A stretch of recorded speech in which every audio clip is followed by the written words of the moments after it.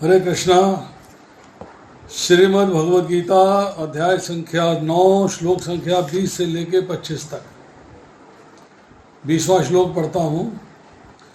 त्रैविद्या माम सोमपाः पूतपापा यज्ञे इष्टवा स्वगतिं प्रार्थयन्ते ते पुण्यमासाद्य सुरेन्द्रलोकम् अश्नन्ति दिव्यान दिवि देव भोगान।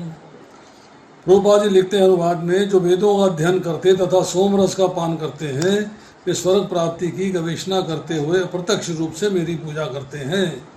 वे पाप कर्मों से शुद्ध होकर पवित्र इंद्र के स्वर्गिक धाम में जन्म लेते हैं, जहाँ वे देवताओं का सा आनंद भोगते हैं।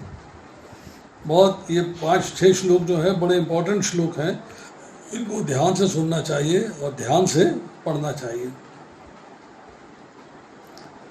अनुवा पांडे जी, आपके प्रश्न का उत्तर बाद में दूंगा, ठीक है। जो वेदों का अध्ययन करते हुए तथा सोमरस का पान करते हैं वे स्वर्ग प्राप्ति की गवेषणा करते हुए अप्रत्यक्ष रूप से मेरी पूजा करते हैं। वे पाप कर्मों से शुद्ध होकर पवित्र, मतलब पाप कर्मों से शुद्ध होकर वो पवित्र हो गए। अब वे पवित्र लोग जो है इंद्र के स्वर्गिक धाम में जन्म लेते हैं, जहाँ वे देवताओं का सा आनंद भोगते हैं। इसके परपट में प्रभुपाद लिखते हैं, त्रैविद्या शब्द 3 वेदों साम, यजु और ऋग्वेद को बताने वाला है। जिस ब्राह्मण ने तीनों वेदों का अध्ययन किया है वो त्रिवेदी कहलाता है। जो इन तीनों वेदों से प्राप्त ज्ञान के प्रति आसक्त रहता है उसका समाज में आदर होता है। बट अनफॉर्चुनेटली, दुर्भाग्यवश, वेदों के ऐसे अनेक पंडित हैं जो उनके अध्ययन के चरम लक्ष्य को नहीं समझते। वेदों के पहले पाठ में ही मस्त हो जाते हैं। चरम लक्ष्य जो है उपासना कांड, उसको नहीं समझते। अब भक्ति का सूत्रपात्र हरे कृष्ण मंत्र के कीर्तन साथ साथ कृष्ण को वास्तव समझने के प्रयास से होता है। भक्ति की बिगिनिंग कहाँ से हो रही है? एक तो जप से, मतलब हरे कृष्ण मंत्र का उच्चारण करने से, और दूसरा कृष्ण को वास्तविक समझ लेना। भक्त्या माम अभिजानाति, भक्त ही मुझको जान सकता है। भगवान कृष्ण को वास्तविक समझ लेना कि क्या है, वासुदेवम सर्वमिति, अर्थात सब कुछ भगवान है, ये बात को समझना है। अब नेक्स्ट, दुर्भाग्यवश जो वेदों के नाम मात्र के छात्र हैं वे इंद्र तथा चंद्र जैसे विभिन्न देवों को आहुति प्रदान करने में रुचि लेते हैं। अब उनके प्रयत्न से विभिन्न देवों के उपासक निश्चित रूप से प्रकृति के निम्न गुणों के कलमश से शुद्ध हो जाते हैं। फलस्वरूप उच्चतर लोगों यानी महर लोग, जनु लोग, तपो लोग प्राप्त होते हैं, मतलब भगवान के धाम नहीं जा पाते। एक बार इन उच्च लोकों में पहुंचकर वहां इस लोक की तुलना में लाखों गुने अच्छी तरह इंद्रियों की तुष्टि की जा सकती है। अब देखिए, अब इसको थोड़ा सा और डिटेल में समझते हैं कि 4 वेद हैं, ऋग्वेद, सामवेद, यजुर्वेद और अथर्ववेद। और यहाँ पर चर्चा जो है 3 ही वेदों की हो रही है, ओनली 3 वेदास। क्यों? कि अथर्ववेद में जो मंत्र हैं उसमें अस्त्र, शस्त्र, भवन, इनके निर्माण की कला बताई गई है। इनके निर्माण की एक्सप्लेनेशन है, इनका कैसे निर्माण होता है उसके बारे में चर्चा हो रखी है। अब जो ओरिजिनली एक वेद था वो था यजुर्वेद। उस यजुर्वेद के बाद जो है उसमें से निकले ऋग्वेद, अथर्ववेद। अब ऋग्वेद में से निकला सामवेद, तो 4 हो गए। यजुर्वेद से ऋग्वेद और अथर्ववेद 3 हुए, और ऋग्वेद में से निकला, फिर उसको क्लासिफाई किया गया, फर्दर डिवाइड किया गया सामवेद, जिसमें कि भगवान की स्तुतियां हैं और उनके मंत्रों का गायन है।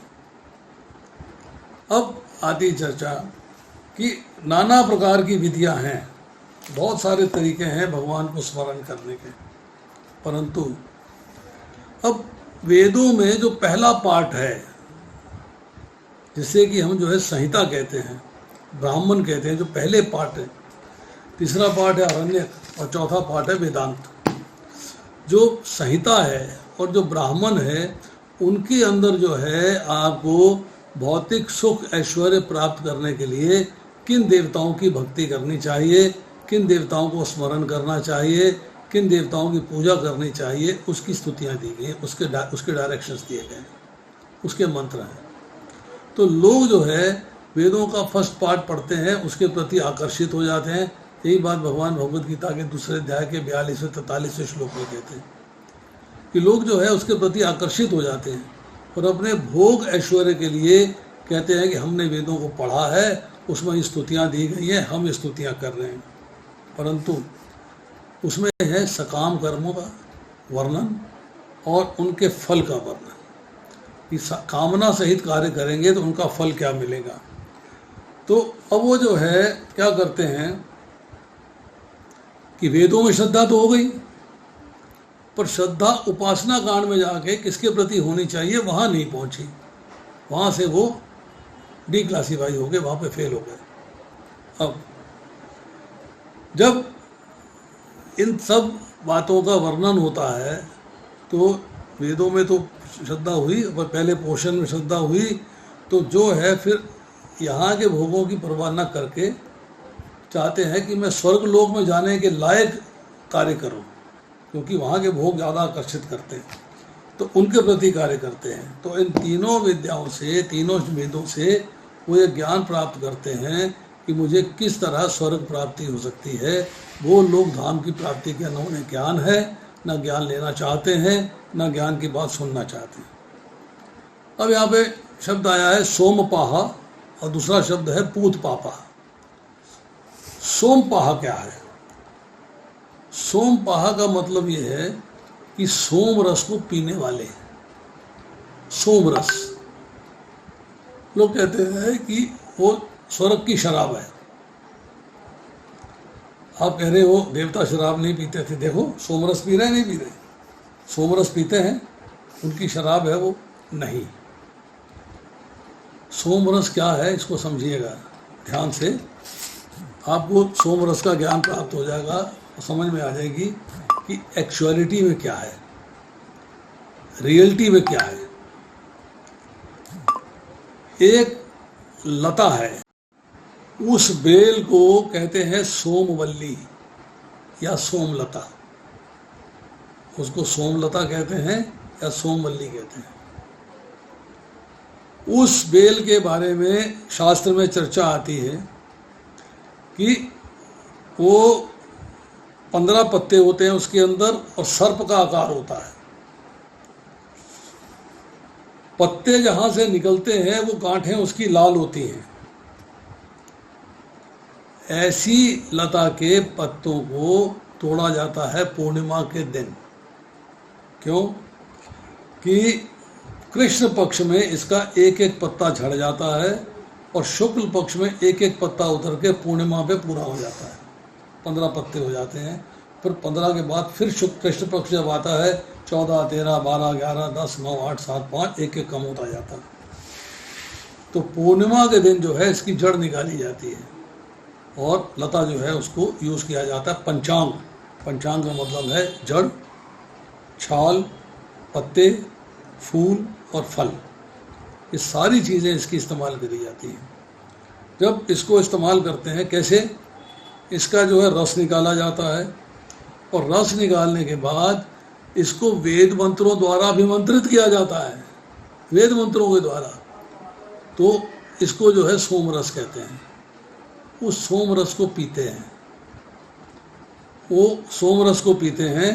और जब वेदों में वर्णित जो है, जो यज्ञ अनुष्ठान दिए गए हैं, जो उन्होंने पहले 80,000 श्लोकों में पढ़े और उसके बाद उनका अनुष्ठान किया, उनके अनुसार यज्ञ किया, कार्य किया और सोमरस को पिया, तो उनके जो है स्वर्ग जाने के लायक जो ऑब्स्टेकल्स होते थे, जो रुकावटें होती थी, जो पाप थे, वो नष्ट हो जाते हैं, क्योंकि यज्ञ कर रहे हैं, सोमरस का पान कर रहे हैं और यज्ञ कर रहे हैं। तो उनके पाप जो है नष्ट हो जाते हैं, इसलिए शब्द इस्तेमाल किया पूत पापा। सोमपाह का मतलब है सोमरस, पूत पापा का मतलब है उन्होंने पापों को नष्ट कर दिया गया। अब ऐसे कार्य करने वाले जब ये सोम रस की प्राप्ति कर लेते हैं तो सुरेंद्र लोक मतलब सुर इंद्र, मतलब देवताओं में मुख्य जो है इंद्र है, उसके लोक में जा पहुंचते हैं, जिसे कि स्वर्ग लोक की उपाधि दी गई है। अब आता है श्लोक संख्या 21। ते तम भुक्तवा स्वर्ग लोकम विशालम क्षीणे पुण्ये मृत्युलोकम विशन्ति एवं त्रयी धर्मम अनुप्रपन्ना गत आगतम काम कामा लभन्ते। इस प्रकार जब वे उपासक विस्तृत स्वर्गिक इंद्र सुख को भोग लेते हैं और उनके पुण्य कर्मों के फल क्षीण हो जाते हैं तो वे इस मृत्यु लोक में पुनः लौट कर आते हैं। इस प्रकार जो तीनों वेदों के सिद्धांतों में दृढ़ रहकर इंद्र सुख की गवेषणा करते हैं, उन्हें जन्म मृत्यु का चक्र ही मिल पाता है। मतलब वो पुनरपि जन्मम या पुनरपि मरणम के चक्र से बाहर नहीं निकलते, उसी में फंसे रहते हैं। तो प्रभुपाद जी लिखते हैं जो स्वर्गलोक प्राप्त करता है उसे दीर्घ जीवन और विषय सुख की श्रेष्ठ सुविधाएं प्राप्त होती हैं, पर फिर भी उसे स्वर्गलोक में सदा नहीं रहने दिया जाता है। पुण्य कर्मों के फलों के क्षीण होने पर उसे पुनः पृथ्वी पर भेज दिया जाता है। अब बारंबार स्वर्ग को फिर पृथ्वी लोक को आता जाता रहता है, मानो किसी चक्र में चल रहा है, चक्र में स्थित है, कभी ऊपर जाता है कभी नीचे जाता है। तो ऐसा व्यक्ति वैकुंठ लोक न जाकर स्वर्ग लोक और मृत्यु लोक के बीच के जन्म मृत्यु के चक्र में घूमता रहता है, परंतु जो भगवान के धाम को प्राप्त कर लेता है उसका फिर पुनर्जन्म नहीं होता, वो दोबारा इस चक्र में नहीं फंसता। ये अभी अब स्वर्ग लोक विशाल है, इसलिए विशालम शब्द इस्तेमाल हुआ है। विशाल मीन्स बहुत बड़ा है, लंबा चौड़ा है। वहाँ के रहने वालों की आयु भी बहुत लंबी है और वहाँ पर जो भोग सामग्री उपलब्ध है आपको एंजॉय करने के लिए वो भी असीमित है, बहुत है। इसीलिए इंद्रलोक को धरती के मुकाबले में विशाल कहा गया। अब जो स्वर्ग की प्राप्ति चाहते हैं, आप स्वर्ग की प्राप्ति चाहते हो, ये स्वर्ग की प्राप्ति चाहता है, वो स्वर्ग की प्राप्ति चाहता है, वे भगवान का आश्रय नहीं लेते, ना भगवान की प्राप्ति के लिए किसी साधन का आश्रय लेते हैं। दे डोंट फॉलो इट, वो अपनी मर्जी से चलते हैं। वो जो है उनको अपनी मर्जी से चलना है, अपने सुख भोगों के लिए, जो प्राप्त हो जाए उसके लिए। तो कहते हैं कि तीनों वेदों में जो कहे गए हैं धर्म के अनुष्ठान, मतलब स्वर्ग लोक में अपने सुख के लिए, अपने एंजॉयमेंट के लिए, अपने आनंद की प्राप्ति के लिए जो कार्य करने हैं, जो मंत्र कर जपने हैं, जो यज्ञ करना है, जो अनुष्ठान करना है, उसका आश्रय लेते हैं।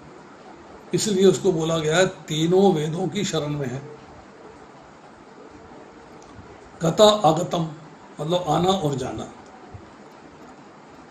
जो स्वर्ग लोक की प्राप्ति के लिए अनुष्ठान करते हैं, स्वर्ग लोक तक जाते हैं और फिर वहाँ से लौटकर वापस आते हैं, क्योंकि उनकी जो क्लॉक है वो एक ही डायरेक्शन में घूमती है, स्वर्ग लोक तक जाना, लौट के आना, जाना, लौट के आना, फिर जाना, फिर लौट के आना। अब जब पिछले श्लोक में शब्द इस्तेमाल हुआ था पूत पापा, और इस श्लोक में शब्द इस्तेमाल हुआ है क्या कि क्षीणे पुण्य, मतलब वहाँ पे संपूर्ण पाप नष्ट हो गए थे, यहाँ पे पुण्य क्षीण हो गए।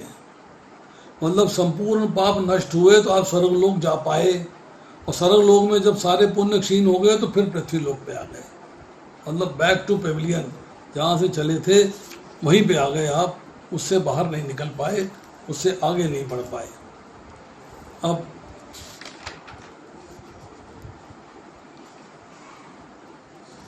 अब शब्द इस्तेमाल हुआ है काम कामा। काम कामा का अर्थ क्या है? सांसारिक भोग, कामनाएं, डिजायर्स, इच्छाएं। जो मनुष्य कामनाओं के आसक्त है वह काम कामा है, ये इस काम का।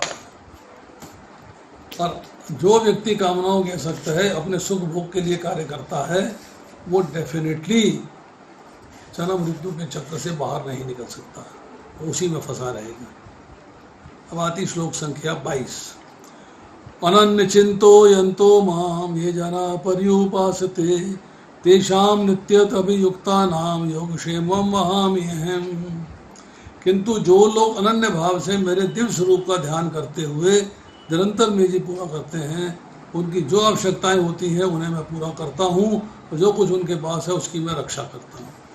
बहुत बड़ी बात कह दी भगवान ने, बहुत उत्तम बात कह दी भगवान ने, कि जो एक क्षण भी कृष्ण भावनामृत के बिना नहीं रह सकता है। वह 24 घंटे कृष्ण का चिंतन करता है। श्रवण कीर्तन स्मरण पाद सेवन वंदन अर्चनम दास्यम साख्य आत्म निवेदन के द्वारा भगवान के चरण कमलों की सेवा में लगा रहता है। ऐसे सारे कार्य शुभ होते हैं, आध्यात्मिक शक्ति से पूर्ण होते हैं, और जब भक्त को आत्म साक्षात्कार हो जाता है, इसकी चर्चा हम कई बार कर चुके हैं, उसके अंदर यही कामना रहती है कि मैं भगवान का सानिध्य प्राप्त कर सकूं। ऐसा भक्त बिना कठिनाई के निश्चित रूप से भगवान के धाम जा पहुंचता है। He goes there, he reaches there। अब ऐसा भक्त भगवत कृपा से इस संसार में पुनः नहीं आता। क्षेम का अर्थ है भगवान द्वारा कृपा में संरक्षण, और भगवान योग द्वारा पूर्णतः कृष्ण भावित होने में सहायक बनते हैं। जब भक्त पूर्ण कृष्ण भावना भावित हो जाता है तो भगवान उसे दोबारा से दुखमय जीवन में, बद्ध जीवन में गिरने से रोक देते हैं, दोबारा से नहीं लौट जाता। अब देखिए, अनन्य चिंता, अनन्य भाव से चिंतन करना। अनन्य भाव क्या है? कि जो कुछ हमें देखने में आ रहा है, जो कुछ सुनने में आ रहा है, जो समझने में आ रहा है, सब भगवान का स्वरूप है। Everything is Krishna's energy. अब इस सारे संसार में जो परिवर्तन हो रहा है, जो चेंजेस आ रहे हैं, जो एक्टिविटीज हो रही हैं, जो चेष्टाएं हो रही हैं, वो सब भगवान की लीला है। इसको अंडरस्टैंड करना, दृढ़ता से मान लेना, समझ लेना कि भगवान के सिवाय और कुछ नहीं है। वासुदेवम सर्वमिति, ये भगवान में लगे रहते हैं। अन्य मतलब भगवान के सिवाय और कुछ नहीं। Everything is Krishna, everything is Krishna. हर चीज भगवान के द्वारा ही पूरित है, इस बात को स्वीकार कर लेना।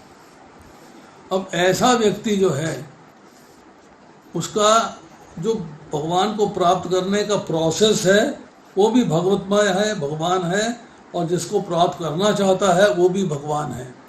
उन्हीं की शरण होना चाहता है, उन्हीं का चिंतन करता है, उन्हीं की उपासना करता है और उन्हीं को प्राप्त करता है। ऐसा व्यक्ति अनन्य कहलाता है। अन्य मतलब अन्याभिलाषिता शून्य, उसके पास और कोई अभिलाषा ही नहीं है कृष्ण की सेवा करने के अलावा। अब तेषाम नित्य अभियुक्ता नाम। अब भगवान की प्रसन्नता के लिए आपने सारे कार्य करने हैं, अपने आनंद के लिए नहीं, अपने तुष्टिकरण के लिए नहीं, अपने मौज मेले के लिए नहीं। आप अब संसार से विमुख हो गए हो, भगवान के सम्मुख हो गए हो, अनन्य भाव है। संसार से विमुख हो गए हो, हमें संसार की कोई लालसा नहीं है, संसार में एंजॉयमेंट की कोई इच्छा नहीं है, अब भगवान के सम्मुख हो गए हैं। ये हमारी बहुत बड़ी उपलब्धि है।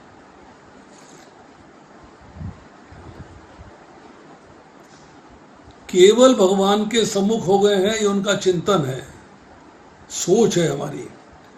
और अब हम चाहे एक्टिविटी करें या शांत रहें, कुछ भी कार्य करें, और सारी अवस्थाओं में भगवान के परायण हो जाएंगे, भगवान की सेवा में हो जाएंगे, तो ये उपासना है। चिंतन और उपासना। चिंतन मतलब उनके बारे में सोचना, उनके बारे में ज्ञान प्राप्त करना, उनको जानना चिंतन है। जानते कब हैं? जब संसार से विमुख हो जाएंगे तब भगवान को जान पाएंगे। भक्त्या माम अभी जानाती, भक्त ही भगवान को जान सकता है। अब आपने कहा कि अब मैं जो है हर अवस्था में, चाहे एक्टिविटी में कर रहा हूँ, चाहे एक्टिविटी नहीं कर, सोच विचार है तभी भगवान के परायण हूँ, तो अगर एक्टिविटी कर रहा हूँ तभी भगवान की सेवा कर रहा हूँ, किसी भी रूप में श्रवण कीर्तन विष्णु स्मरण किसी भी रूप में कर रहा हूँ, तो ये भगवान की उपासना हो गई। अब आती है बात योग क्षेमम वहामी अहम। ये क्या है? ये है कि योग क्षेमम, योग का मतलब होता है जो वस्तु आपके पास नहीं है वो मैं आपको प्राप्त करा देता हूँ, सब्जेक्ट टू कंडीशंस। अब कंडीशन क्या है? वो चीज़ भक्ति में सहायक हो। अगर आप अपनी एंजॉयमेंट के लिए चीज़ चाहते हैं तो आपके कर्म फलों के लिए वो आपको मिलेगी। वो कर्म फल के विद्या सिद्धांत है। कर्म में मनसा है कि आपका कर्म फल है तो आपको सुविधा उपलब्ध होगी, कर्म फल नहीं है तो आपको सुविधा उपलब्ध नहीं होगी। तब आपको जो है, आपको भगवान की भक्ति के लिए जो सुविधाएं चाहिए, अगर आप भक्ति में प्रयास कर रहे हो, आगे बढ़ना है, आगे बढ़ना है, आगे बढ़ना है, तो वो सुविधाएं आपको प्राप्त होती रहेगी। नौ, दूसरा है क्षेम। योग क्षेमम वहामी अहम, अर्थात मैं वहन करता हूँ। मतलब क्षेम का मतलब है जो वस्तु आपको प्राप्त है उसकी रक्षा करनी। But again conditions apply. Condition एक ही है कि जो वस्तु आपको प्राप्त है भगवान की सेवा के लिए, उसकी मैं रक्षा करता हूँ।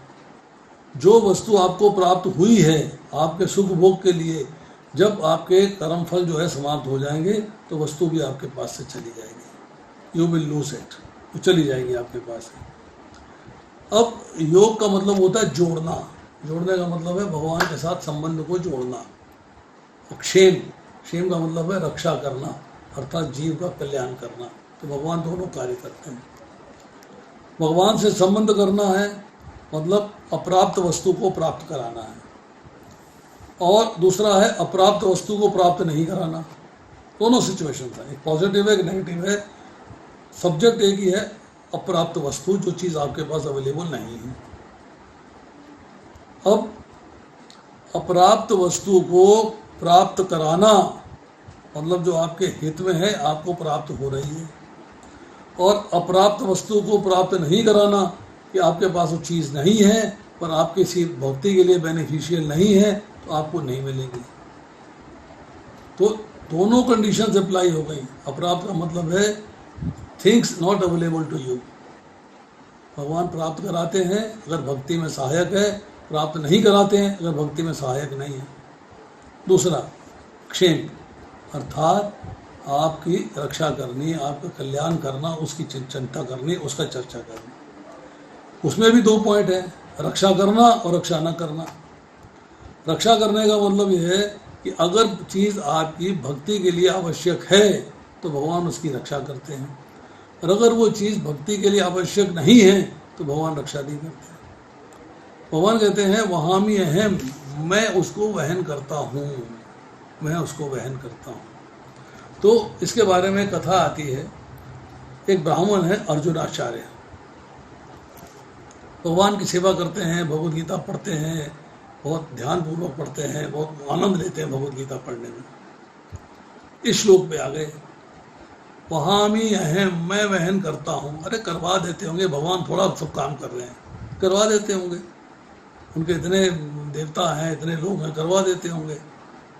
तो उन्होंने जो है एक कलम लिया और कलम से वहामी अहम काट दिया, करोमी अहम कर दिया, मैं करवा देता हूँ। वहामी अहम नहीं लिखा, उसको काट दिया, दो लाइनें लगा दी उसके ऊपर और लिख दिया करोमी अहम। स्नान करने चले गए, गंगा किनारे रहते थे, गंगा जी में स्नान करते थे, पूजा पाठ करके आते थे, भक्ति करके भगवान को भोग लगा होता था, घर में पत्नी ने बना लिया होता था, उसको खाते थे प्रसाद के रूप में। उस दिन गंगा किनारे गए स्नान करने के लिए, तो क्या देख, पीछे से क्या है, दो बालक आते हैं और उनकी पत्नी को टोकरा भर के सामान देते हैं कि माता जी ये पंडित जी ने भेजा है, आप इसका भोजन बनाओ, भोग लगाओ और प्रसाद पाओ। पत्नी ने कहा वो तो उनके आने पे ही मिलेगा, उनके आने से पहले तो मिल नहीं सकता। नहीं नहीं, उन्होंने कहा है कि इसका भोग लगा के प्रसाद पा लेना, मैं लेट आऊँगा, मैं देख लूँगा अपने आप। पत्नी कहने लगी कैसी बातें कर रहे हो, पंडित जी हमेशा भिक्षा लेके आता, उन्होंने तुम्हारे हाथ भेज दिया, फिर ये कह दिया कि प्रसाद पा लो, ऐसा कभी हुआ नहीं। तो एक लड़का कहता है माता जी ऐसा है, अगर आप ऐसा नहीं करोगे तो मेरी पिटाई हो जाएगी, पंडित जी मुझे मारेंगे। माता जी कहने लगी पंडित जी मारेंगे, तो किसी को मारते नहीं, जब कुछ कहते नहीं, बड़े दयालु हैं, बड़े कृपालु हैं, बड़े प्रेमी हैं, बड़े स्नेहिल हैं, बड़ा उनका स्वभाव मृदु है, कोमल है, मुलायम है। लड़के ने अपनी पीठ दिखाई और 2 बैत के निशान थे। देखो माता जी मेरी पिटाई हुई है, पंडित जी ने मारा मेरे को। माता ने भोजन बनाया, भोग लगाया और प्रसाद खाने बैठ गई। पंडित जी आ गए। ठहर दुष्टा, ठहर कलंकिनी, तो पति को खिलाए बगैर खाना खा रही है, पति को खिलाए बगैर प्रसाद खा रही है, तेरे को सीख किसने दी है, ये ज्ञान किसने दिया है? और उसको जो है उल्टा सीधा अपशब्द कहने लगे। पत्नी रोने लगी, कहने लगी मैं क्या करती, तुम बच्चों को मारते हो। मैं मारता हूँ? मैंने किस बच्चे को मारा है, क्या किया, क्या कह रही है, क्या बात कर रही है? कहती ऐसा है कि आज 2 बालक आए थे, ये दे गए मेरे को टोकरी भर के सामान कि आपने भिजवाया। मैंने तो भिजवाया नहीं, झूठ बोल रही तू। कहती मैं सच कह रही हूँ, 2 बालक आए थे, उन्होंने जो है मुझे ये टोकरी भर के दिया है। बोला पंडित जी ने कहा है भोजन बनाओ, भगवान को भोग लगाओ और प्रसाद पाओ, मैं लेट आऊंगा। उसमें एक लड़के की पीठ पे 2 बैत के निशान थे। एक लड़के की पीठ पे, काला लड़का था वो, उसकी 2 बैत के निशान थे। 2 लड़के आए थे, एक गोरा था एक काला था। वो काले लड़के के पीठ पे बैत के निशान थे, ये आपने उसको मारा है। और मेरे को दिखा गया बैत के निशान, मैंने देखे। अर्जुनाचार्य माथा पकड़ के बैठ गए। अरे मैं सारी जिंदगी सेवा करता रहा, सारी जिंदगी पूजा करता रहा, मुझे दर्शन ना हुए, और तूने घर बैठे दर्शन कर लिए। कृष्ण बलराम आए, मैंने सुबह ही भगवत गीता में से काटा था, वहां में हेम और लिखा था करोमी हेम। अरे खुद वहन करते हैं, खुद आए तेरे को देने के लिए, कितना सौभाग्य है। तो भगवान जो है खुद आते हैं, खुद आपको देते हैं। इस उपलक्ष्य में मैं आपको एक कथा और सुनाता हूँ, यू विल एप्रिशिएट। मैं तिरुपति बालाजी श्रीनिवास गोविंदा के दर्शन करने गया था, 2003 की बात है। टैक्सी हायर करी, बेंगलोर से पहुँचे। एक सज्जन थे वहाँ पर जिनसे हमारी सेटिंग थी कि इन्होंने हमको जो है अपना दर्शन कराने। उन्होंने पैसे लेने थे, एक टिकट खरीदना था एडवांस में, अपना अंगूठा लगाना था स्कैनिंग के लिए, हमारे साथ जाना था, हमको दर्शन कराने थे। सब सेटिंग हम बेंगलोर से करके चले थे। वहाँ पहुँचे, एक बहुत लंबी लाइन लगी हुई थी, उसमें जो है टिकट मिल रही थी। मैं टैक्सी वाले से पूछा, कहता सर आप यहाँ से टिकट ले लो, फिर ऊपर चलेंगे, 22 किलोमीटर पहाड़ पे जाना, फिर वापस नहीं आना पड़ेगा। हमने टिकट खरीदा, 3 टिकट खरीदे 60-60 रुपये के, ऊपर चले गए। 3 लोग थे हम। वहाँ पहुँचे तो हमें उसने जो टिकट जिसने दिया था, यहाँ बैंड लगा दिया। हम संडे का दिन था, 11:30 साढ़े 11 का टाइम था। हमको बोला कि आपको मंगलवार को सुबह 7:30 बजे नंबर आएगा। भैया कल सारा दिन है, मंडे का सारा दिन है, क्या करेंगे, कहाँ रहेंगे? हमने तो कोई बुकिंग नहीं करी, ढूंढेंगे सब, क्या करेंगे क्या नहीं करेंगे पता नहीं। हम गए ऊपर, जिस आदमी से सेटिंग करी थी उसको ढूंढा, उसकी पत्नी बोलती है तिरुमला। फ़ोन किया मैंने उसको, नए नए मोबाइल के अंदर रोमिंग पे कॉल कर सकते थे, पहली बार था, आइडिया नहीं दिया था। पहुंच गए साहब, उसको फ़ोन किया तिरुमला, हमें समझ में नहीं आया। बार बार हम बोले श्रीनिवास रेड्डी से बात करा दो तिरुमला, श्रीनिवास रेड्डी से बात करा दो तिरुमला। हमने फ़ोन रख दिया। एक लाइन लगी हुई थी, तो कहने लगे कि ये 100 रुपये की टिकट है, इस पर जल्दी नंबर आ जाएगा। हमने कहा चलो भैया 100 की, पहले समझो 180 रुपये बेकार के, 100 की टिकट ले लो। बड़ी लंबी लाइन। हम अपना लाइन में घुस के खड़ी हो गई हमारी बाइक। लोगों ने शोर डाला, पुलिस आई, निकाल दिया। फिर शोर डाला, फिर दो बार ऐसे किया, निकाल दिया। अल्टीमेटली एक व्यक्ति मिला, हमने उससे पूछा, कहता जैसा है ये आपको 5 टिकट मिलेगा, आपका अंगूठा स्कैन होगा, बिना स्कैन के आप अंदर नहीं जा पाओगे। तो बात समझ में आ गई। हमने कहा चलो भैया ऐसा करो, टैक्सी करो, वापस टैक्सी को पकड़ो और चलो नीचे चल के इस्कॉन टेम्पल चलते हैं, वहाँ चल के रहेंगे एक रात, सोमवार को सुबह आके फिर करेंगे दर्शन। टैक्सी करी हमने, इस्कॉन टेम्पल पहुँचे, नो रूम अवेलेबल, रूम्स की पेंटिंग हो रही है, आप नहीं जा सकते। फंस गए। हमने कहा भैया हम दिल्ली से आए हैं, कि हम 2 डॉक्टर हैं, हमारा बेटा है, कुछ जगह जुगह बताओ, तो यहाँ के बारे में जानते नहीं, अनजान है। अच्छा डिवोटी था, उसने कहा मैं आपका ना यहाँ पे एक गेस्ट हाउस है उसमें इंतजाम कर देता हूँ। हमने कहा वहाँ कर दो भाई। मुझे वहाँ फ़ोन कर दिया, टैक्सी वाले को समझा दिया थोड़ा यहाँ से यूँ जाना है, तो गूगल मैप होता नहीं था। हम वहाँ से उसके वहाँ पहुँच गए। गेस्ट हाउस में कमरा मिला, जाके अपना प्रसाद हमने इस्कॉन टेम्पल में पा लिया था। एकादशी का दिन था, जाके हम सो गए। 4 बजे शार्प, 4 बजे हमें वो श्रीनिवास रेड्डी मिल गया। उसने हमारा दर्शन का टाइम रखा था 5 बजे का, हमें नहीं पता था। 4 बजे काला लड़का आया, दरवाज़ा नॉक करता है, रूम नंबर 14। यस, आपका फ़ोन है। भैया मेरा फ़ोन कहाँ से आ जाएगा? मैं यहाँ ना किसी को जानूँ ना पहचानूँ, नया शहर, नए लोग, नया होटल, नया गेस्ट हाउस, नया लॉज। तो साहब आपका फ़ोन है। नीचे गया, रिसेप्शन पे फ़ोन उठाया, सब श्रीनिवास रेड्डी बोलता है 5 बजे आपका दर्शन है, तुरंत आ जाइए, 5 o'clock इज़ दर्शन टाइम। मैंने कहा भैया 4 बज गए हैं, 22 किलोमीटर जाना है, तैयार होना, नहाना, सब तीनों को नहाना, तैयार होना, 5 बजे कैसे पहुंच जाएंगे? मैंने कहा अच्छा आते हैं। फिर मैंने लड़के से बोला, मैंने कहा देखो सामने एक टैक्सी खड़ी है, वो देख हमारी वाली है, कि उसको बोलना बेंगलोर से कैश लेके आए हो, अगर है तो उसको बुला लो। वो लड़का गया, टैक्सी वाले को बोल दिया, टैक्सी वाला आ गया। मैंने कहा अभी 5 बजे वहाँ पहुँचना है, हम लोग तैयार होकर 4:45 तक आ जाएंगे, तुम 5 नहीं 5:15 पहुँचा देना। टैक्सी वाला कहता है ओके सर। हम नीचे आए, नहा धो के तैयार हो के, हमने गेस्ट हाउस वाले से कहा भी वो काला लड़का एक आया था हमको बुलाने के लिए, लड़का कहाँ है? कहता हमारे यहाँ कोई लड़का नहीं है, दिस नो ब्लैक बॉय। मैंने कहा भैया वो लड़का तो बता दो, उसको कुछ इनाम दे दें, ताकि उसने हमको इंतजाम करा दिया सारा, 5 बजे दर्शन हो जाएंगे। बेचारा धूप में गया है, 200-250 मीटर चल के टैक्सी वाले को बुला के लाया है, तो I want to give him some gift tip.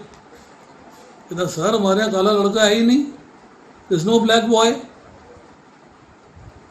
अब वो कौन लड़का था, किसने फ़ोन उठाया, किसने हमें बुलाया, किसने हमको वहाँ लेके गया, हमें खुद नहीं पता। हम गए, बहुत सुंदर दर्शन हुए, बहुत आनंद आया, बहुत कीर्तन करा, सब बहुत कुछ हुआ। उन्होंने हमें नारियल दिया, चीनी दी, पटका दिया, हम वाइफ के लिए एक ब्लाउज़ का पीस दिया, सब दिया, और दर्शन करा के हम लोग 7:45 बजे वहाँ से फ्री हो गए। 7:45 बजे हम नीचे आए, गाड़ी पकड़ी और 1 बजे रात को बेंगलोर। वो वहाँ भी अहम, कौन बालक था वो, हमें आज तक नहीं समझ में आया। कृष्ण के सिवाय कोई नहीं हो सकता, कृष्ण के सिवाय कोई नहीं हो सकता। वो कैसे आए, कब आए, क्यों आए? वो लड़का बोल रहा है, हमारे गेस्ट हाउस वाला बोल रहा है हमारे को लड़का ही नहीं employed, this no employ with us. तो ये बड़ी आश्चर्यजनक बात थी। तो भगवान कहते हैं कि उसका जो योग क्षेम है वो मैं वहन करता हूँ और कोई वहन नहीं करता। अब आते हैं श्लोक संख्या 23 पे। ये अपि अन्य देवता भक्तः यन्ते श्रद्धा अन्विता ते अपि मामेव कौन्तेय यन्ति अविधि पूर्वकम। हे कुंती पुत्र, जो लोग अन्य देवताओं के भक्त हैं, उनकी श्रद्धा पूर्वक पूजा करते हैं, वे वास्तव में वे भी मेरी ही पूजा करते हैं, तो ये सब त्रुटिपूर्ण ढंग से करते हैं। तो भगवान कृष्ण कहते हैं कि जो अन्य देवताओं की पूजा करने में लगे होते हैं, अधिक बुद्धिमान नहीं होते, अल्प मेधसाम, उनकी बुद्धि कम होती है। यद्यपि ऐसी पूजा अप्रत्यक्ष रूप से, इनडायरेक्टली, इनविजिबली मेरी ही पूजा है। इस तरह विभिन्न देवता भगवान के विभिन्न अधिकारी निर्देशक हैं। मनुष्य को अधिकारी और निर्देशकों का नहीं, अपितु सरकार द्वारा नियमित नियमों का पालन करना होता है। क्योंकि वो डायरेक्टली मेरी पूजा नहीं करते और उस देवता में कहते हैं कि तो भगवान की पूजा हो गई, तो ये अविधि पूर्वक है, विधि पूर्वक नहीं है। इसी के बारे में लिखते हैं कि देवता भी भगवान के अंग है। भगवान की देवताओं को भिन्न समझकर भगवान को देवताओं से अलग मान लिया, देवताओं को भगवान से अलग मान लिया और सकाम भाव से देवताओं की पूजा कर दी। भाव क्या है? मेरा धाम नहीं, भाव है स्वर्ग की प्राप्ति, स्वर्ग की प्राप्ति करना चाहते हैं। और विधि पूर्वक क्या होगा कि अगर आप देवताओं की पूजा भी करते हो तो निष्काम भाव से करते हो भगवान के लिए, और भगवान की भक्ति का सबसे वरदान मांगते हो, उनसे अपने सुख भोग के लिए वरदान नहीं मांगते, तो ये जो चीज़ें हैं एक विधि पूर्वक हो गई और एक अविधि पूर्वक हो गई। दोनों में यहाँ पर फर्क आ गया। अब देखिए, भगवान को देवताओं से अलग मान लिया और देवताओं को भगवान से बड़ा मान लिया, और देवताओं के जो नियम हैं जिस हिसाब से उनकी भक्ति करनी चाहिए उस हिसाब से उनकी भक्ति करी कि अब हमें देवताओं से सब कुछ मिल जाएगा, ये भाव रख के करते हैं, तो इसका मतलब है कि ये देवताओं के प्रति श्रद्धा रखते हैं। तो भगवान 7वें अध्याय में कहते हैं कि देवता भी अपने प्रति श्रद्धा को सक्षम नहीं कर सकते, श्रद्धा को मैं ही प्रोवाइड करता हूँ, मैं ही फिक्स करता हूँ। अब देवता की भक्ति के अंदर देवता की पूजा करने के लिए पूजन सामग्री होनी चाहिए, मंत्र होने चाहिए, स्थान होना चाहिए, काल होना चाहिए, मतलब जो उसके लिए आप सामान इस्तेमाल करते हो, जो समिधा है, यज्ञ है, सामग्री है, सब कुछ है, वो सारी जो है जीवन यापन का, जो कि वर्णाश्रम धर्म के अनुसार आपने जो है कार्य किया है ईमानदारी से, उसका द्रव्य जो है उसके हिसाब से खरीदा जाना चाहिए। तो जब लोग मेरे को देवताओं से अलग मान लेते हैं और मेरे से देवताओं की इंडिपेंडेंस, स्वतंत्र सत्ता मान लेते हैं, तो ये अविधि पूर्वक है। विधि मैंने बता दिया कि सब कुछ भगवान है, इस बात को एक्सेप्ट करके चलना कि भगवान ही सब कुछ है, वासुदेवम सर्वमिति। तो जो डायरेक्टली मेरी सेवा में आ जाता है वो विधि पूर्वक है, जो इनडायरेक्टली मेरी सेवा में आता है वो अविधि पूर्वक है, दैट इज नॉट एक्सेप्टेबल। अब आती है श्लोक संख्या 24। देखिए, अहम ही सर्वयज्ञानां भोक्ता च प्रभु एव च न तो माम अभिजानन्ति तत्वेन तच्चव्यन्ति। मैं ही समस्त यज्ञों का एकमात्र भोक्ता तथा स्वामी हूँ, अतः जो लोग मेरी वास्तविक दिव्य प्रकृति को नहीं पहचान पाते वो नीचे गिर जाते हैं। यज्ञ का अर्थ है विष्णु। भगवद गीता के 2 अध्याय में कहा है कि मनुष्य को चाहिए कि यज्ञ या विष्णु को प्रसन्न करने के लिए ही कर्म करे। 3 अध्याय में फिर यही बात आई है, यज्ञार्थ कर्मणो अन्यत्र, मतलब आपको किसी अन्य के लिए यज्ञ नहीं करना है, केवल विष्णु के लिए ही यज्ञ करना है। क्योंकि भगवान कहते हैं मैं ही समस्त यज्ञों का भोक्ता हूँ। भोक्ता राम यज्ञ तपसाम सर्वलोक महेश्वरम 5वें अध्याय में कहा गया है कि मैं ही समस्त यज्ञों का भोक्ता हूँ, क्योंकि मैं ही परम प्रभु हूँ, मैं ही परम भगवान हूँ। अगर किसी को अपनी भौतिक इच्छा की पूर्ति करनी हो तो वो भगवान की सकाम भक्ति में आ जाए, देवताओं की भक्ति से परे चला जाए। वो देवताओं की भक्ति करने से तो देवलोक की प्राप्ति होगी, अगले श्लोक में चर्चा आएगी। तो शुद्ध भक्ति जो है उसके अंदर है कि भगवान के प्रति भक्ति करी जाए। You should work for Krishna, ये चीज़ इम्पॉर्टेंट है। अब भगवान की तरफ हम जाना चाहते हैं, हमारा एम है कि भगवान की तरफ हम मूव करें, बट ऑब्स्टिकल्स क्या है, कौन सी ऐसी चीज़ें हैं जो हमें भगवान की तरफ नहीं जाने देना चाहती, हमको उनकी तरफ मूव नहीं करने देना चाहती। एक कि अपने को भोगों का भोक्ता मान लेना, कि जो भी भोग ऐश्वर्य प्राप्त हो रहा है उसका भोक्ता मैं हूँ, I am the boss, I am the master, I am the boss, ये फीलिंग आ जानी। दूसरा कि जो भी चीज़ें आपने कलेक्ट करी हैं उसका स्वामी अपने को मान लेना, ये मैंने इकट्ठी करी है, मैंने बनाया, मतलब मैं हर जगह हो रही है, सब काम मेरे द्वारा किए जा रहे हैं, सब काम का मैनेजमेंट मैंने किया है, सबको ऑर्गेनाइज मैंने किया है, सारा मेरा किया हुआ है। मतलब अब आप जो है भगवान से विमुख हैं। होता क्या है, एग्जाम्पल से समझिए। हो सकता है इसमें एक्सेप्शंस हों, एग्री करता हूँ, परंतु मोटे तौर पे बात काफ़ी हद तक सही है। एक बालक है, बचपन के अंदर वो माता पिता के प्रति आश्रित होता है, माँ के बिना रह नहीं सकता, तकलीफ होती है माँ, है माँ, मतलब कोई भी कष्ट होता है माँ, और माँ के बिना नहीं रह सकता। बड़ा हो गया, शादी हो गई, पत्नी आ गई। अब पत्नी आने के बाद अब माँ पीछे हो जाती है, माँ को भूलना शुरू कर देता है, अब पत्नी मुख्य हो जाती है। अब वो जो है मालिक बन गया, मेरे पहले माँ मालिक थी, अब मैं मालिक हूँ, क्योंकि पत्नी मेरी है, मैं उसका मालिक बन गया। पर उसको माँ उतनी अच्छी नहीं लगती जितनी अच्छी पत्नी लगती है। माँ को अवॉइड भी करता है। आजकल तो न्यूक्लियर फैमिली होगी, अलग रहते हैं, माँ के साथ रहते ही नहीं, जमाना ये आ गया।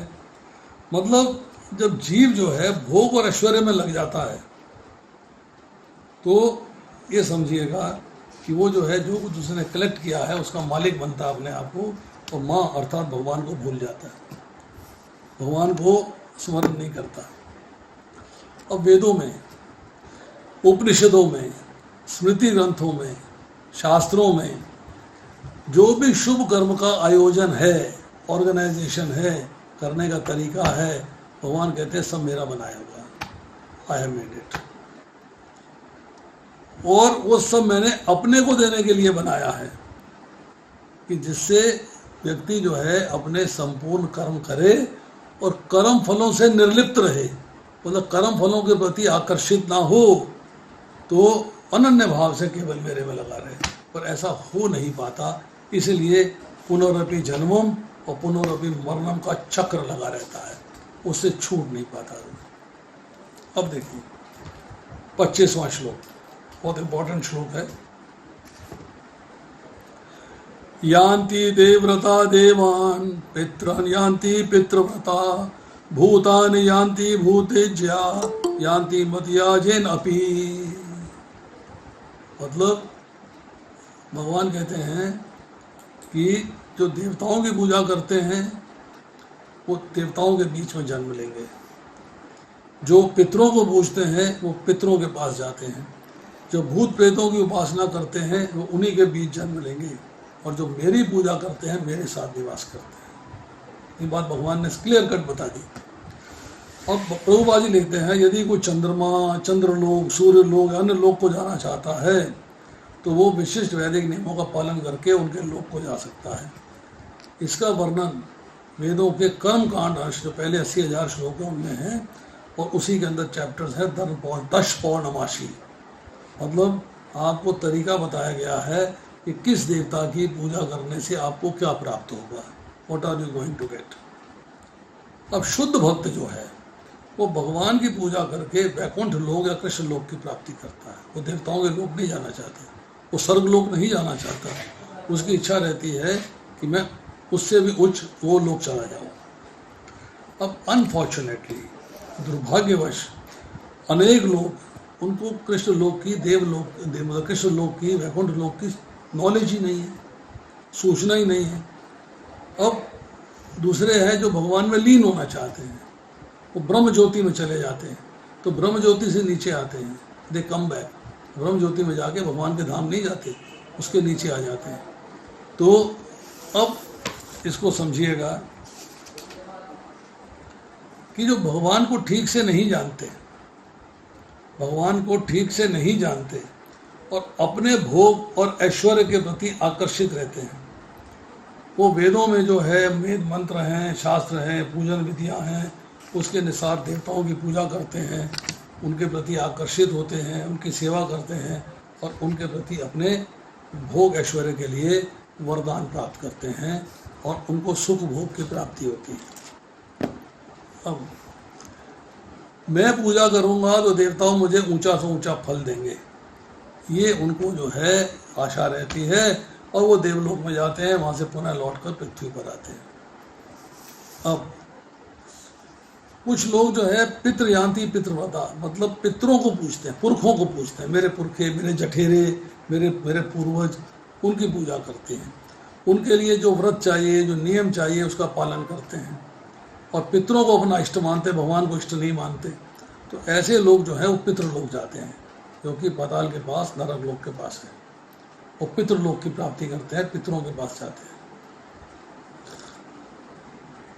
अब भूतानि यान्ति भूतेज्या, मतलब जो तामसिक स्वभाव के लोग हैं, जो तमोगुण में हैं, वो सकाम भाव से, कामना सहित जो है भूतों को, प्रेतों का पूजन करते हैं, उनके नियमों को धारण करते हैं, जिनके नियम बड़े कठिन हैं। रात में शमशान जाके उपासना करनी, मांस, शराब, मदिरा, इनसे भूत प्रेतों का पूजन करना। वो देवता को शराब चढ़ती है, वो देवता को शराब चढ़ती है, वहाँ शराब दिया जाता है, वहाँ बलि दी जाती है, वहाँ ये किया जाता है, वहाँ वो किया जाता है, इसके अनुसार कि मेरी कामनाएं सिद्ध हो जाएं, तो वो उसके लिए सफ़र करते हैं। अब भगवान कहते हैं परंतु जो मेरी पूजा करते हैं, जो मेरे प्रति अनन्य भाव से लगे रहते हैं, किसी और के प्रति उनका भाव होता ही नहीं, वो मेरे धाम आते हैं। जो मेरे धाम आ जाता है लौट कर फिर इस संसार में नहीं आता, वो मेरे धाम में मेरे पास रहता है। तो इसलिए जो है प्रभुपाद लिखते हैं कि कृष्ण भावनामृत आंदोलन क्या करता है, दिव्य सूचना पूरे समूचे मानव समाज में वितरित करता है कि हरे कृष्ण मंत्र के जप से ही मनुष्य सिद्ध हो सकता है और भगवत धाम वापस जा सकता है। This point is to be understood. तो आज इतना ही, शेष फिर अगले बार 26 से लेके और आगे श्लोक करेंगे 30 तक। अभी किसी का कोई प्रश्न है तो पूछ सकता है, you can ask questions. Yes, Prem Kanta Prabhu पूछिए।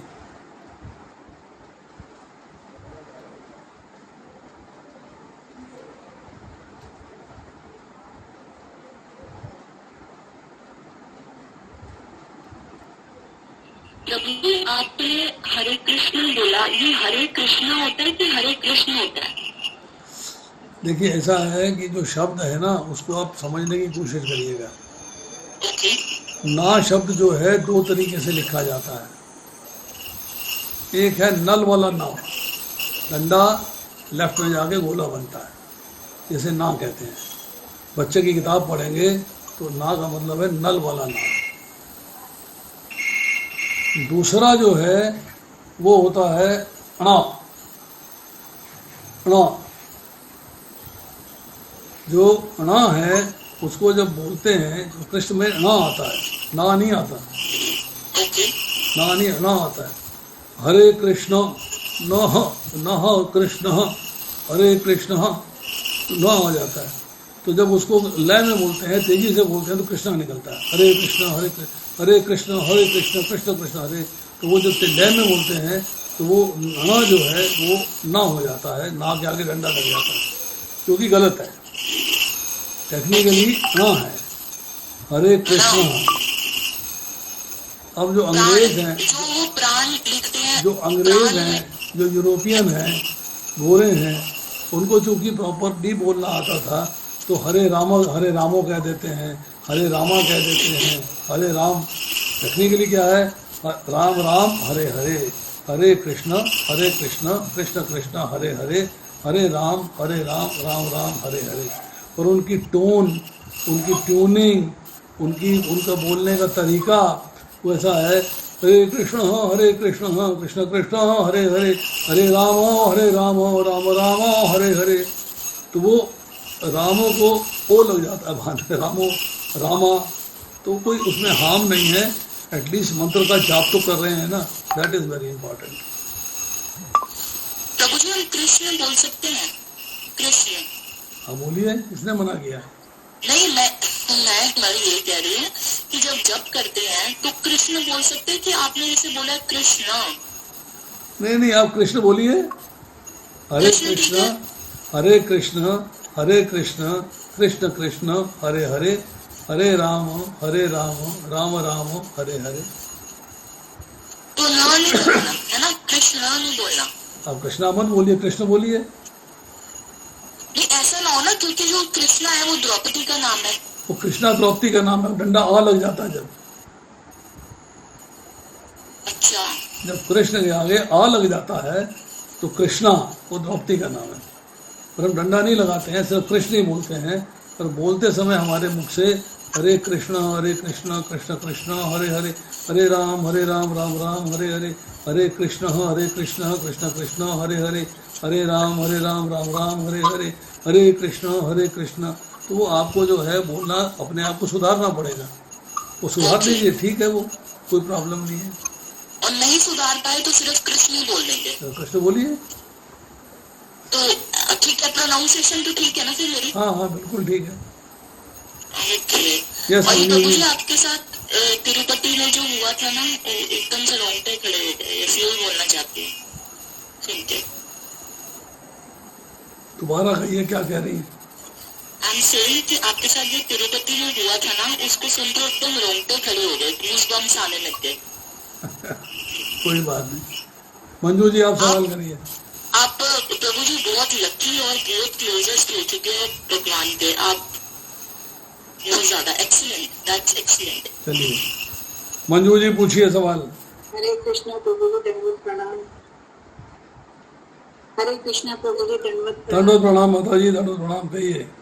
प्रभु जी, एक तो महर लोक क्या होता है? हाँ, महर लोक। अरे बाबा रे, आपको बताया तो था पिछली बार। मैं प्रभु जी आधा लेक्चर किसी की सर्जरी में थी, आधा लेक्चर सुना, आधा लेक्चर। ऐसा है कि इसके बारे में बहुत डिटेल चर्चा है कि महरलोक क्या है। आपको उसकी चर्चा में थोड़ा सा बता देता हूँ, आपको थोड़ा सा ज्ञान हो जाएगा कि विष्णु पुराण में इसकी चर्चा आ रही है सारी। विष्णु पुराण इसको एक्सप्लेन कर रहा है।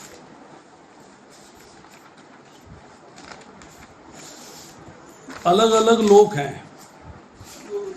उस लोक के अंदर जो है, जब हम नीचे से चलते हैं, भूलोक, भूलोक के ऊपर है भुवरलोक, भुवरलोक के ऊपर है स्वर्गलोक, उसके ऊपर है महरलोक, उसके ऊपर है जनलोक, उसके ऊपर है तपोलोक, उसके ऊपर है सत्यलोक, ब्रह्मा जी के अपने वास्थान।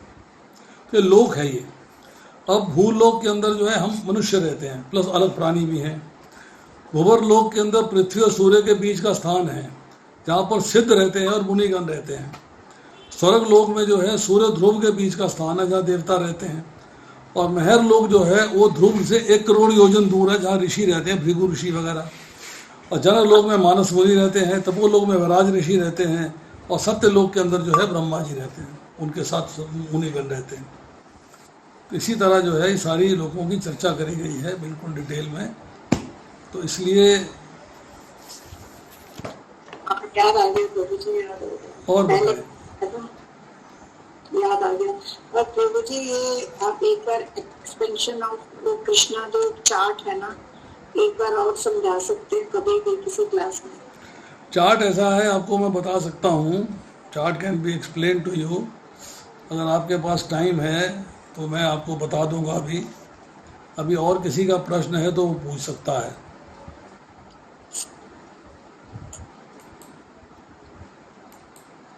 हरे कृष्ण प्रभु जी। यस प्रभु। तो ये 20वें श्लोक के अनुवाद में बताया कि जो पवित्र स्वर्गिक धाम में जन्म लेते हैं वे देवताओं का सा आनंद भोगते हैं। तो जो स्वर्ग में जाते हैं क्या सभी देवता नहीं होते? नहीं, वहाँ सबको देवता ही कहते हैं। वहाँ पे उनकी पोजीशन जो है सबकी देवता हो जाती है। अच्छा, समझे जी आप? ये प्रभु जी पोता है, इसको आशीर्वाद दे दीजिए जरा। आपको मेरी स्क्रीन दिखाई दे रही है? जी प्रभु जी। आपकी स्क्रीन दिख रही है? हाँ जी, हाँ जी, हाँ कैन यू सी? हाँ जी। चलिए आप स्क्रीन को जरा देखते रहिए, कृपा पूर्वक स्क्रीन देखते रहिए आप।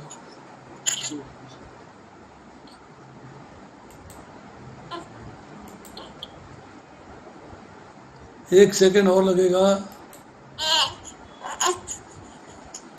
Data expansion. Yes.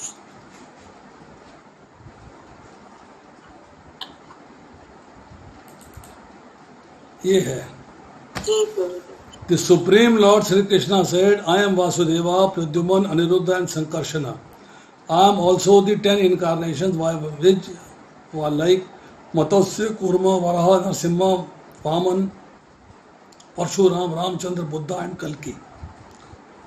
इसके बाद कहते हैं कि Krishna incarnate's in different forms.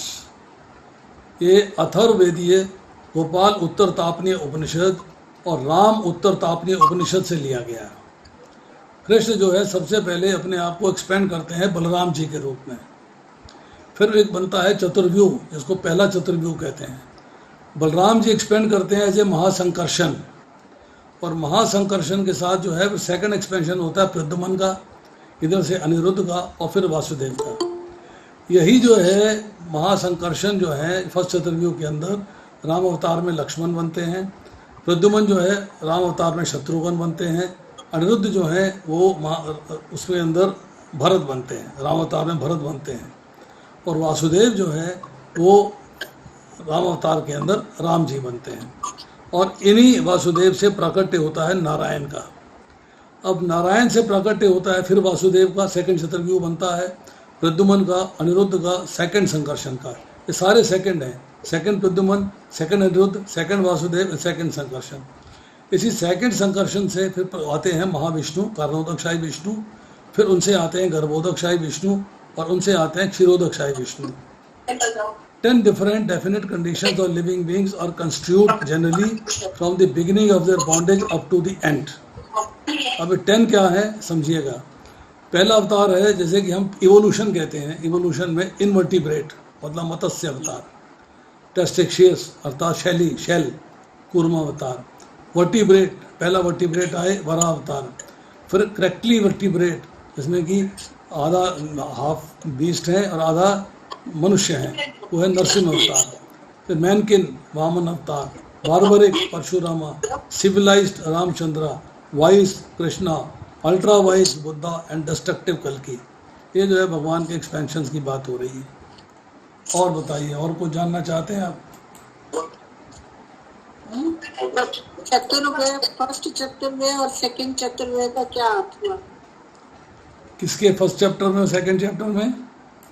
नहीं, फर्स्ट चतुर्व्यूह जो था और ये सेकंड चतुर्व्यूह दो है ना, ये जब पढ़ के सुनाइए क्या कह रही हैं आप। वो चतुर्व्यूह कह रही हैं प्रभु जी। चतुर्व्यूह का मतलब है 4 पोजीशंस, अच्छा, 4 एक्सपेंशंस। चतुर्व्यूह का मतलब है 4 एक्सपेंशंस।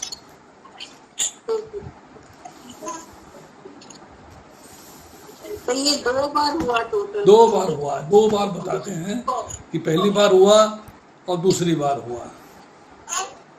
मैंने ये स्लाइड शो नोट करके रखे हैं, बस इसमें कंफ्यूजन था। क्या कंफ्यूजन आ रहा है? नहीं बस प्रभु जी, ये जैसे था ना, ये लक्ष्मण के साथ कंफ्यूजन आ रहा था कि फर्स्ट चतुर्व्यूह में लक्ष्मण जी कैसे आए, वो नहीं समझ में आया। देखिए, राम अवतार जब हो रहा है तो जो कृष्ण अवतार में बलराम जी थे वो लक्ष्मण जी बन के आए, सीधी सी बात है। ठीक है। जो अनिरुद्ध थे भरत बन के आए, जो प्रद्युम्न थे वो शत्रुघ्न बन के आए, और जो वासुदेव थे वो राम जी के रूप में आए। तो कंफ्यूजन कहाँ है? लक्ष्मण जी को कहाँ जोड़ा हुआ था, किसके को? वो नहीं, लक्ष्मण जी को लक्ष्मण जी इधर साइड में लिखा है फर्स्ट चतुर्व्यूह में, वो कहाँ, उनका क्या था? माँ, वो कहाँ से आए लक्ष्मण जी? माँ लक्ष्मण जी बता तो दिया कि उसका प्रकट है बलराम जी का। बलराम जी का ना, अच्छा बलराम जी से, वही तो, वो एक एरो मिसिंग था। देखिए, आपका दूसरा जन्म हुआ मान लो भौतिक संसार में, इस बार आप मंजू जी हैं, अगले जन्म में रंजू जी बन के आ गई है तो वही नहीं, वो एक एरो मिसिंग था, बलराम से आया ना, बस वही, इधर कोई एरो ही नहीं दिख रहा था, तो वो समझ नहीं, थोड़ा एरो नहीं दिख रहा है तो एरो अपना बना लो। हाँ, बना दिया, अब बन गया, अब उसमें क्या दिक्कत है? कल रात को बैठी थी प्रभु जी, इसमें बस इसी में कंफ्यूजन हो गया, फिर आगे बढ़ी नहीं। ध्यान से सुनेंगे, ध्यान से पढ़ेंगे तो कोई कंफ्यूजन नहीं आएगा। हाँ, वो इसीलिए मैंने कहा पहले ही डाउट क्लियर कर लेती हूँ। नहीं, कुछ कोई कंफ्यूजन नहीं है। ठीक है, मैंने तो आपको उपनिषद से बता दिया, अथर्ववेद का है, गोपाल उत्तर तापनी उपनिषद, राम उत्तर तापनी उपनिषद, तो मैंने उपनिषद से आपको व्याख्या दे रहे हैं। आप उपनिषद पढ़ेंगे ना जब, तो डिटेल्स पता लगेंगे। अभी तो ये शॉर्ट में है, कंसाइज है। एक बात पूछनी थी। हाँ जी, पूछिए। एक बात पूछिए, ये राम अवतार तो पहले हुए थे ना, तो बलराम जी से लक्ष्मण जी कैसे आए? मतलब मेरे को ज्यादा नॉलेज नहीं है, बिल्कुल भी नहीं है। संपर्शन। भगवान कहते हैं तेरे और मेरे असंख्य जन्म हो चुके हैं, मुझको उन सबका स्मरण है अर्जुन, तेरे को स्मरण नहीं है। ये चक्रव्यूह चल रहा है, सतयुग कल त्रेता युग की एक सर्किल है। पर आप भागवतम पढ़िए, मैंने अभी लेक्चर दिए हैं दूसरे स्कंद के 9वें अध्याय के, मैंने अभी वीडियो रिकॉर्ड किया उसका। दूसरे स्कंद के 9वें अध्याय के 33 से लेके 36 तक के श्लोक हैं। तो भगवान कह रहे हैं सब कुछ मैं हूँ, अलग अलग युगों में अलग अलग समय में अपने आप को प्रकट करता हूँ अलग अलग रूपों में। उसमें वो टाइम फ्रेम नहीं है कि सतयुग पहले था या त्रेता युग बाद में था।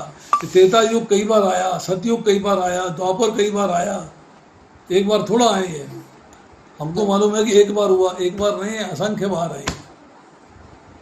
ब्रह्मा जी की जो आयु है उसमें सतयुग जो कितना है, कलयुग 4,32,000 साल है, द्वापर जो त्रेता युग जो है 8,64,000 साल है, उसके बाद 12,96,000 साल है, 17,28,000 साल है।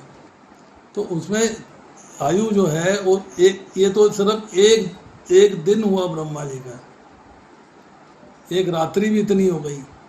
और ऐसे फिर 30 दिन, फिर 12 महीने, फिर उसकी 100 वर्ष की आयु। कितने द्वापर आए, कितने त्रेता आए, कितने सतयुग आए, कितने सब कुछ आए, एक दिन थोड़ा ही है। इसलिए उसको हम टाइम फ्रेम में नहीं मानते अपने हिसाब से जो हमने लगा रखा है। वो त्रेता पहले आया था जी, त्रेता पहले आया था जी, नो, ऐसा नहीं है। भगवान ने अपने आप को प्रकट करना है, कब पैसे कैसे प्रकट करेंगे, कैसे नहीं प्रकट करें, कोई नहीं जानता। और बताइए। यस, प्रेम कांता प्रभु आपका हाथ खड़ा था।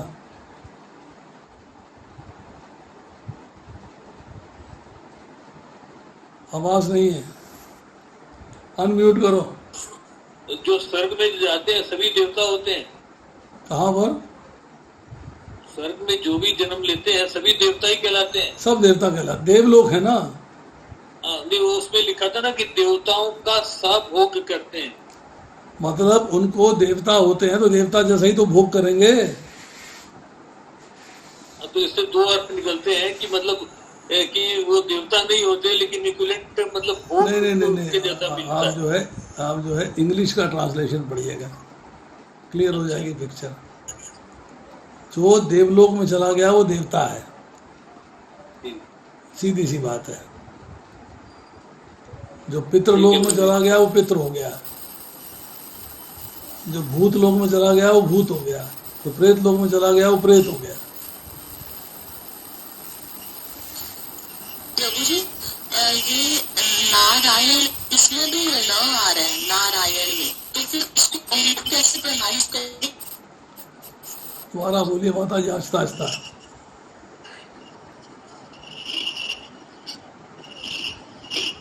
हरे कृष्ण, को आवाज आई प्रभु जी? आपकी आवाज क्लियर नहीं है, शायद इंटरनेट की प्रॉब्लम है कुछ, या नेट की प्रॉब्लम है।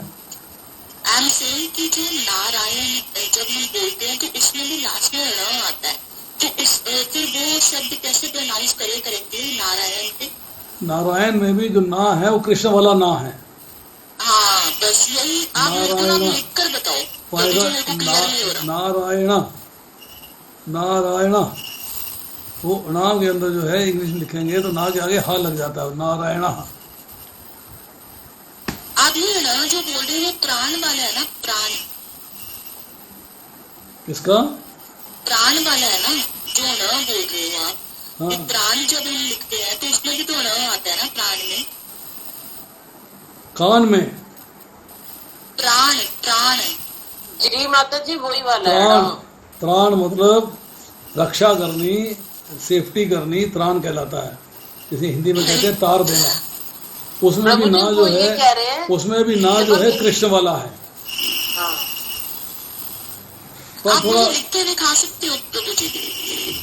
आप जो है पढ़िएगा, हिंदी नहीं पढ़ी ना आपने, दिक्कत ये है। नहीं, मैंने हिंदी पढ़ी है। तो फिर कंफ्यूजन नहीं होना चाहिए था। नहीं प्रभु जी, मैं यही तो मैं बोल रही हूँ, ण बोलने में बड़ी परेशानी होती है। वो कृष्णा बोलने में तो ठीक लिखता है, और ण फिर टंग स्लिप करती है। देखिए,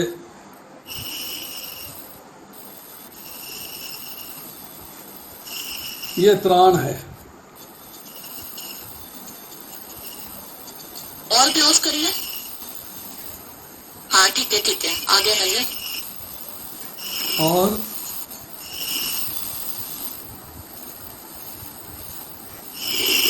ये कृष्ण है। हाँ कृष्ण है, ठीक है। ठीक है।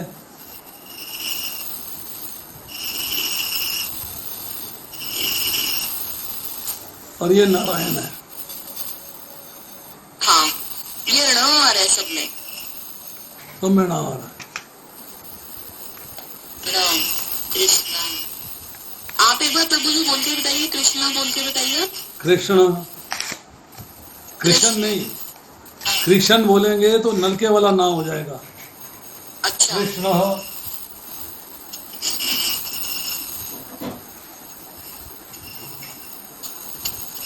चलिए, जैसे भी भाव से बोले, आप भाव से बोल रहे हैं, उसमें मेरे ख्याल से भगवान कुछ देखेंगे तो नहीं ऊंच नीच।